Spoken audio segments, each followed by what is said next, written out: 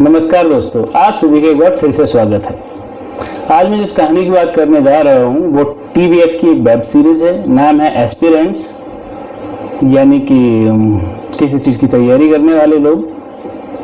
तो ये एक फीलिंग है, एक इमोशन है। एक बार आप देखना शुरू करते हैं तो उसमें बहते चले जाते हैं, फिर इससे निकलना बहुत मुश्किल हो जाता है। और कमाल की बात यह है कि YouTube पर टीवीएफ का जो चैनल है उस पर फ्री में अवेलेबल है। 5 एपिसोड हैं इसके, 40 से 50 मिनट के बीच के सारे रिलीज हो चुके हैं। तो ये कहानी 3 दोस्तों की है। नाम है अभिलाष, एसके और गुरी। ये जब कॉलेज में पढ़ते थे तो इन तीनों को ही ट्राइपॉड कहा जाता था, क्योंकि वो लोग तीनों साथ साथ घूमते रहते थे, जैसे कि ट्राइपॉड होता है जिस पर कैमरा या मोबाइल लगा लिया जाता है। तो कहानी शुरू होती है दिल्ली के राजेंद्र नगर से, जहाँ के आपको पता है कि पूरे देश के जो बच्चे हैं यूपीएससी की तैयारी करने के लिए वहाँ जाते हैं। दिल्ली बहुत फेमस है इसके लिए। तो ये लोग भी पहुँचते हैं वहाँ। गुरी भी है, एसके भी है और अभिलाष का चूंकि ये लास्ट चांस है। 4 अटेम्प्ट होते थे उस समय, एक ही कहानी है, लास्ट चांस है। तो वो बैंक में नौकरी कर रहा था। वो नौकरी छोड़ करके आता है कि भाई मैंने नौकरी के साथ साथ 3 चांस दिए और मैं पास नहीं कर पाया, तो इस बार नौकरी छोड़ करके लास्ट चांस से पूरा प्रयास करता हूँ कि मैं शायद निकाल पाऊँ प्री और मेंस। तो अब इन तीनों दोस्तों की कहानी है कि अब कौन सेलेक्ट होगा, कौन सेलेक्ट नहीं होगा। और इन सारी चीज़ों को चलते चलते जो अभिलाष है उसकी ज़िंदगी में एक लड़की आती है, उसका नाम होता है धैर्य। और उसको धीरे धीरे प्यार हो जाता है। वो बहुत ही ज़्यादा नेगेटिव एटीट्यूड है उसका, तो कैसे वो पॉजिटिव हो, इसमें धैर्य उसकी काफ़ी हेल्प करती है। पर एक चीज़ उनके सामने आती रहती है बार बार। वो सुनता है कि राजेंद्र नगर के रिश्ते यहीं रह जाते हैं, कहीं नहीं जाते, वगैरह वगैरह। तो पूरी कहानी यही है कि क्या धैर्य और अभिलाष का जो प्यार है वो अपनी मंजिल तक पहुंच पाएगा, क्योंकि वो वहाँ प्यार करने तो गए नहीं है, वो तैयारी करने गए हैं और उनका फोकस भी उसी चीज़ पर। और इन तीनों दोस्तों में से सभी डेडिकेटेड हैं। एसके हो या गुरी हो या अभिलाष हो। मेन कहानी तो अभिलाष की ही लगती है इसमें। तो अब होगा क्या आखिर? ये जो यात्रा है, 1 साल की जो तैयारी दिखाई गई है, इतने दिलचस्प तरीके से दिखाई गई है कि एक बार अगर आपने देखना शुरू कर दिया तो आप इसको खत्म किए बिना नहीं मानेंगे।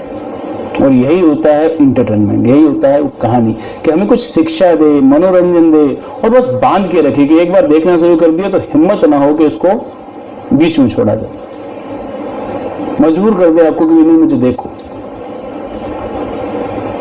तो इस मामले में ये कहानी बहुत ही जबरदस्त है, जरूर देखना चाहिए। बहुत प्रेरणा देती है, बहुत कुछ सिखाती है, चाहे आप स्टूडेंट हो चाहे टीचर हो। जिंदगी के लेसन बहुत सारे बताते हैं और यही टीवीएफ की खासियत है। मैंने इसकी पहले और भी कुछ वेब सीरीज देखी, हालांकि उनको रिव्यू नहीं किया, जैसे कि कोटा फैक्ट्री है या कुछ और है।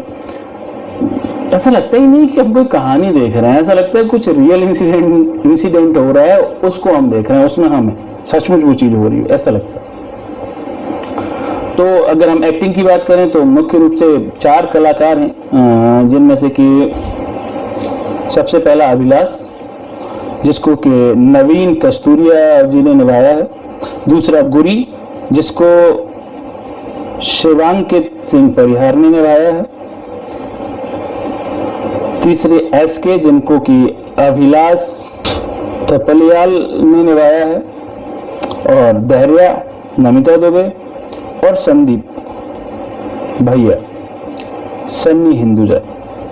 तो अगर एक एक की बात करें, अभिलाष बहुत डेडिकेटेड है अपनी पढ़ाई के लिए और वो पढ़ाई के आगे कुछ और सोचना ही नहीं चाहता, बहुत ही ज़्यादा गंभीर है। तो ऐसे गंभीर आदमी का आखिर होता क्या, उसका एटीट्यूड कैसे पॉजिटिव हो पाता है, सिलेक्शन होता है कि नहीं, बहुत अच्छी तरीके से रोल उन्होंने निभाया।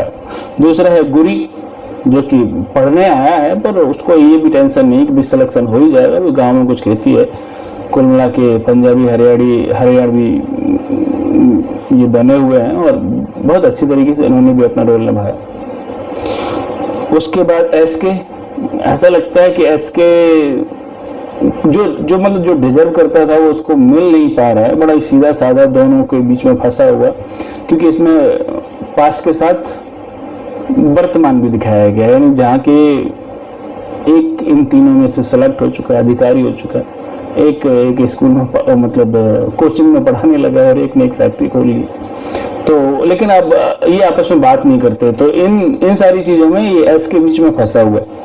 तो मैन जो लड़ाई है वो अभिलाष और गुरी के बीच में कुछ इंसिडेंट हो गया, वो क्या हो गया वो तो आपको सीरीज देखने से ही पता चलेगा।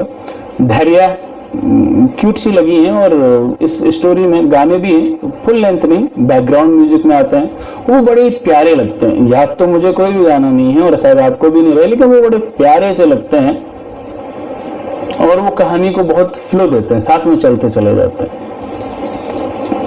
और फिर जो रोल है संदीप भैया का, जो कि सन्नी हिंदुजा ने निभाया है, वो कलाकार जब जब स्क्रीन पर आता है इस कहानी में, वो अपनी बातों से, अपनी डायलॉग डिलीवरी से, इमोशन से आपको इमोशनल कर देता है। मतलब बहुत बड़ा रोल नहीं है, पर वो इतना इंपॉर्टेंट कैरेक्टर है कि उससे प्रभावित हुए बिना पर रह नहीं सकते। तो ओवरऑल पेरेंटल गाइडेंस की बात करें तो कोई भी ऐसी चीज नहीं है जो कि हम परिवार के साथ नहीं देख सकते हैं, बल्कि मैं तो कहता हूँ परिवार को ऐसी चीजें दिखानी चाहिए जिससे कि हमें कुछ सीखने को मिलता है और एंटरटेनमेंट भी, ऐसा नहीं कि बोर हो रहे हैं, एंटरटेनमेंट भी है।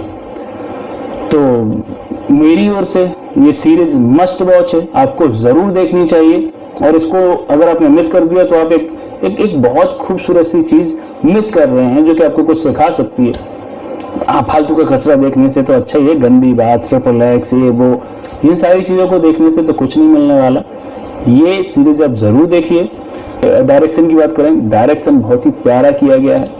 इसके डायरेक्टर हैं अपूर्व सिंह कार्की और राइटर हैं दीपेश सुमित्रा जगदीश, और इसका जो म्यूजिक दिया है वो दिया है तुसान मलिक ने। तो सब कुछ ओवरऑल बहुत अच्छा है। अगर मैं इसकी रेटिंग की बात करूं तो मैं इसको देना चाहूंगा 9.5 स्टार आउट ऑफ 10। मुझे इतनी अच्छी लगी है। अब आप फैसला करिए कि आपको देखना है या नहीं। तो दोस्तों आगे का जो पार्ट है वो जैसे कि आप जानते हैं फिलोसफी का है कि इससे हमें क्या सीखने को मिलता है। अब जब मैं ये बात करूंगा तो फिर पूरी कहानी की बात हो जाएगी। तो इसलिए अगर आपने ये सीरीज देखी नहीं है तो आप इस वीडियो को यहीं रोक दीजिए, आगे का वीडियो आपके लिए नहीं है। हाँ, अगर आप देख चुके हैं तो आप वो कंटिन्यू कर सकते हैं कि इस कहानी से आखिर हमें क्या सीख मिलती है, क्या शिक्षा मिलती है। अब मैं उसकी बात करने जा रहा हूँ। कुल मिला के 5 एपिसोड है।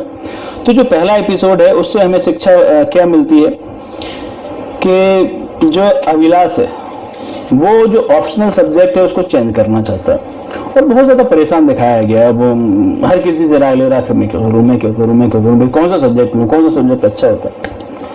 तो जो संदीप भैया है वो एक कन्वर्सेशन होता है, उसमें बोलते हैं कि भाई कि कोई गर्लफ्रेंड है आपकी, कोई लड़की जो गर्लफ्रेंड हो आपकी, भाई जिसको ज्यादा प्यार करोगे, जिसको ज्यादा समय दोगे, जो आपको अच्छी लगेगी उसी में तो इंटरेस्ट होगा आपको। आप जो उसको ज्यादा समय दोगे तो वो भी आपको प्यार करेगी, वो भी आपको उतना ही इज्जत देगी, प्यार करेगी। तो उसी प्रकार से सब्जेक्ट है, जिस सब्जेक्ट में आपका इंटरेस्ट हो, मन लगता हो, भले वो कोई भी हो, उसमें आपको अच्छे नंबर मिलेंगे। आप ये मत सोचो कि टॉपर ने क्या लिया था, भाई टॉपर को जो अच्छा लगता था वो उसने लिया था। तुम्हारा इंटरेस्ट जिस सब्जेक्ट में है उस सब्जेक्ट को लेना चाहिए। जैसे कि हम ये प्रॉब्लम आमतौर पर देखते हैं कि हमारे जो दोस्त ने कोई सब्जेक्ट ले लिया 10th के बाद, उसने कॉमर्स ले लिया, उसने मैथ ले लिया, किसी ने साइंस ले लिया, तो हम अपने दोस्त के साथ चले जाते हैं कि भाई हम भी ले लेते हैं। अरे आपके दोस्त का इंटरेस्ट जिस सब्जेक्ट में है उसने वो ले लिया, आप वो सब्जेक्ट लो ना जिसमें आपका इंटरेस्ट है, तभी तो आप कुछ बन पाओगे। क्योंकि जब आपको सब्जेक्ट से प्रेम होगा तभी तो आप उसको ज्यादा टाइम दोगे, तभी तो आप उससे ज्यादा पढ़ पाओगे। ये बात हमें ये पहला एपिसोड बड़ी खूबसूरती से बताता है। दूसरा एपिसोड शुरू होता है और उसमें दिखाया गया है कि जो हमारे अभिलाष जी हैं वो जर्नल स्टडी का शायद कोचिंग पढ़ने जाते हैं और वो जो टीचर है उसने 3-4 अटेम्प्ट किए और शायद तीसरे अटेम्प्ट के बाद तो उसने गिव अप कर दिया। तो वो यही बात बताता है कि अगर तुम सोच रहे हो कि तुम सभी सेलेक्ट हो जाओगे तो ऐसा तो होने वाला नहीं है। यूपीएससी में बहुत ही रेयर चांस होते हैं, कोई एक आदमी निकल पाता। तो ये सारी बातें जब अभिलाष जी सुनते हैं तो उनको लगता है कि अभी जो टीचर खुद फेल हो गया है, जिसने गिव अप कर दिया, तो वो मुझे क्या पढ़ाएगा, और वो फीस लेने के चक्कर में पड़ जाते हैं। बहुत प्रयास करते हैं और झूठ भी बोलते हैं, डॉक्यूमेंट भी झूठे बनवाने की कोशिश करते हैं फीस वापस लेने के लिए। और फिर एक यूपीएससी क्रैक करने वाली एक अधिकारी को बुलाया जाता है जो कि लेक्चर दे रही होती है उसी कोचिंग में। तब वो बताती है कि अमेरिका में या किसी दूसरे देश में दो टीमें बनाई गई और दो टीमें बनाई गई जिसमें करीब 10-10, 12-12 लोग थे और ये कहा गया कि भाई एक टीम से कहा गया कि भाई आपको परफेक्ट मटका बनाना है और दूसरे से कहा गया कि भाई आपको मटके बनाने जितने बनाता हो। तो जो परफेक्ट मटका बनाने वाली जो टीम थी वो इसी में लगे रहे, 7 दिन का टाइम था उनको, वो इसी में लगे रहे कि भाई परफेक्ट मटका कैसे बने, वो एक मटका भी ठीक से नहीं बना पाए। जबकि जो दूसरी टीम थी उन्होंने बहुत सारे मटके बनाया और सब एक से बढ़ के। तो पूछा गया भाई कैसे?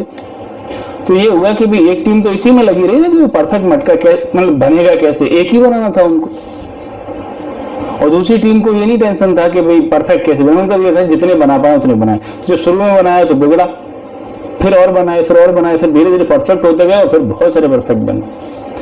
तो कुल मिला के बात यह है कि फेल होना गलत नहीं, जो फेल हुआ है वही तो आपको बता सकता है कि आखिर वो क्यों फेल हुआ, क्या गलती की उसने, और जो फेल हुआ है वो आपको बेहतर तरीके से सिखा सकता है। यानी फेलियर से डरना नहीं चाहिए। एक बार फेल हुए दोबारा बढ़िए, आगे बढ़िए, तीसरी बार, चौथी बार, 5वीं बार, आप जरूर आगे निकलेंगे। तब उसको समझ में आता है कि जो टीचर फेल हो गया है, जो अपनी जिंदगी में मान लीजिए कि बहुत आगे नहीं भी गया पर उसने प्रयास किए थे, तो जहां जहां वो फेल हुआ था, जो जो उससे गलतियां हुई थी वो आपको सब सिखा सकता है। यानी जो सफल आदमी नहीं सिखा सकता आपको, वो तो सफल हो गया, उसको नहीं पता कि क्या गलतियां हो सकती हैं जिनसे असफल भी होता है। लेकिन एक असफल व्यक्ति आपको ये बता सकता है कि कहां कहां असफलता आई है। तो इसलिए आप ये मत सोचिए कि सफल व्यक्ति ही आपको सही मार्गदर्शन दे सकता है। इससे जो अगली सीख मिलती है वो ये कहती है कि भाई कमियां निकालना किसी भी चीज में बड़ा आसान है।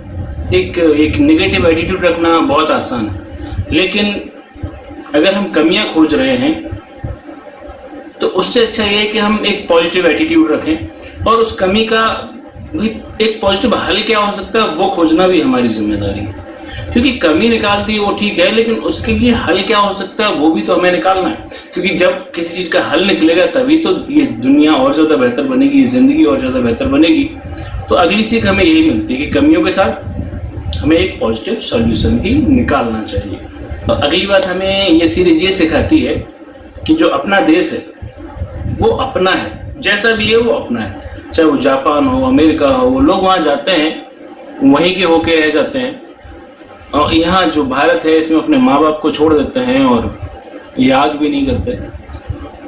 तो उस हिसाब से देखा जाए तो हमारा देश भले ही उतना डेवलप नहीं है, डेवलप हो रहा है, लेकिन अपने ही देश में रह करके इसको सुधारना, इसके लिए काम करना ये बहुत जरूरी है। क्योंकि ये अपना है, यहाँ पर अपने लोग हैं जो कि आपकी सफलता के साथ खुश होते हैं, आपके दुख में शामिल होते हैं, दुखी होते हैं। तो उन लोगों को छोड़कर ही चले जाएंगे आप, उस मिट्टी को छोड़कर चले जाएंगे जहां पैदा हुए, तो ये भी ठीक नहीं। अगली सीख हमें इस कहानी से ये मिलती है कि अति आत्मविश्वास भी ठीक नहीं। जैसे कि हमने कोई लक्ष्य बना लिया और बस उसी लक्ष्य के पीछे पड़े हुए, मान लीजिए एक बार को वो चीज ना मिले, क्योंकि जिंदगी खत्म हो जाएगी। क्योंकि अगर हम बहुत ज्यादा किसी चीज में घुस गए और वो चीज हमें ना मिले तो निराशा होती है। पर ये निराशा इतनी बड़ी नहीं कि हम बाकी सारी चीजों को छोड़ दें। मान लीजिए कोई एक लक्ष्य नहीं मिला तो इसका मतलब ये नहीं कि जीवन खत्म हो गया, वहां से जिंदगी एक नया मोड़ लेती है और हमें आगे बढ़ना चाहिए, ना कि वहीं रह जाना चाहिए। या फिर एक चीज हासिल नहीं हुई तो हमारी जिंदगी खत्म हो गई, बिल्कुल उदास हो जाए, जीवन जीना छोड़ दें, ये बिल्कुल सही बात नहीं। अगली सीख हमें ये मिलती है कि हमारे जीवन में सफलता कितनी भी बड़ी हो, पर उसके लिए अपने माँ बाप को छोड़ देना, भाई बहनों को छोड़ देना, या अपने दोस्तों को छोड़ देना, अपने प्यार को छोड़ देना, ये ठीक नहीं। क्योंकि जब हम सफलता के शिखर पर चढ़ते जाते हैं और जब देखते हैं कि हम टॉप पर पहुंच गए तो हम वहां अकेले होते हैं, क्योंकि हम सबसे आगे निकल गए। लेकिन अगर वहां हमारे अपने ना हो, हमारे माँ बाप ना हो, हमारे दोस्त ना हो, हमारे कुछ चाहने वाले ना हो, तो उस टॉप पर खड़े हम अकेले को देखकर खुश कौन होगा, कौन तारीफ करेगा, और हम भी किसको दिखाएंगे कि देखो हम इतने सफल हो गए। तो इसलिए मेहनत करो, आगे बढ़ो, पर अपनों को उसके लिए छोड़ो मत। ये सिखाती है हमें ये सीरीज, जो कि बहुत बड़ा मैसेज है और आज की तारीख में इसकी बहुत जरूरत भी है। क्योंकि बड़ी सिंपल सी बात है, अगर हम अकेले रह जाएं सफलता के पीछे भागते भागते, तो वो सफलता हमारी एक बहुत बड़ी नाकामी बन जाएगी। कि हम सफल तो हो गए, लेकिन हमने उस सफलता के लिए अपने सभी लोगों को बलिदान दे दिया। अब हम नीली बत्ती की गाड़ी में घूम रहे हैं, सारे ऐसो आराम है, लेकिन वो दोस्त नहीं है जिनके साथ हम पार्टी कर सकें, वो माँ बाप नहीं है जिनके साथ हम अपनी खुशी बांट सकें, जिनकी सेवा कर सकें, ये वो प्यार नहीं है जिसको कि हम बहुत चाहते थे, जिसके लिए हम कुछ भी करने को तैयार थे। तो ये सफलता मतलब हमारे अपने जीवन ही क्या बचा। तो किसी को छोड़ने की जरूरत नहीं है, आप आगे बढ़िए, पर सबको साथ में तो रखिए, भूलिए मत किसी को, बातचीत करते रहिए, कांटेक्ट में रहिए, मिलते जुलते रहिए, इतना तो कर ही सकते। तो इस तरीके से ये सीरीज हमें ये सिखाती है कि अपनों का बड़ा महत्व है, सपनों का बड़ा महत्व और मेहनत का बड़ा महत्व। इस कहानी में जो सबसे ज्यादा हमें प्रभावित करता है वो संदीप भैया का कैरेक्टर। बंदा जब जब स्क्रीन पर आता है तो हमें इमोशनल कर देता है, एक तरीके से प्यार हो जाता है उस कैरेक्टर से। तो ये थी फिलॉसफी इस कहानी की। अगर आपने देखा तो आपको क्या शिक्षा मिली इससे, आपने क्या सीखा, जरूर बताइएगा। और फिलहाल वीडियो काफी लंबा हो गया, तो फिर मिलते हैं किसी और वीडियो के साथ, किसी और रिव्यू या किसी और मुद्दे के साथ। तब तक अपना ख्याल रखिए। धन्यवाद।